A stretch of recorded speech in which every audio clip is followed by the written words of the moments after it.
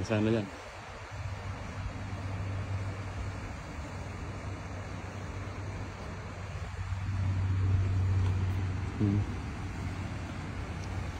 Ito ang dahilan bakit napakaraming isda rito, no? Ayan, makita nyo yung sa likod na yan. Ayan, no? Puro pala isdaan yan. Ayan. Yung mga bangos din dito na marami rin bangos dito. Yung mga yan, puro bangos po yan, no? Palisdaan ng bangos. Kaya kapag maulan ay nagpapakawala po sila ng ng tubig. Kasama na yung mga bangos dito. Punta rito sa ano na yan, kahabaan ng ilog na yan.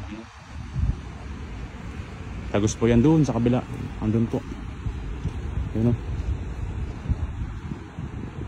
Hanggang doon. Ito tumbok na ng ano yan. Tumbok na ho yan ng ano yan, ng dagat. Kasi makikita nyo yung paligid. Puro palaisdaan ho yan, no? Napakalawak. Hektar yung palaisdaan ho yan. Ayan.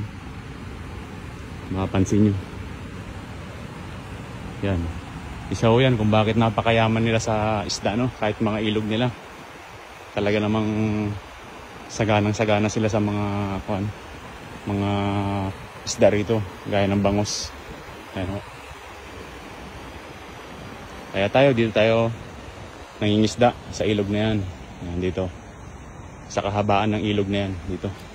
Sandun. Dito nakapagbaka sakali tayong maghagis.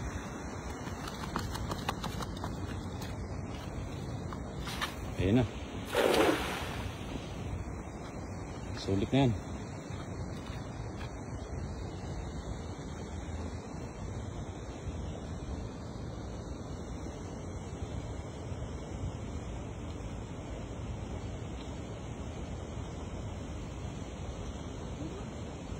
Meron kay?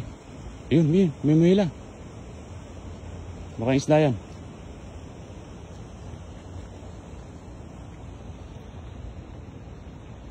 Ayun, meron. Sinasabi ko. Marami talagang isda rito. Ayun, oh.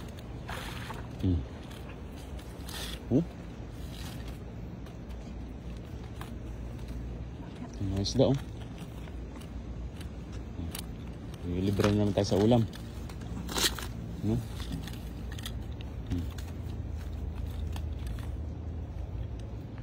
Mga ganyan size, pwede na, no?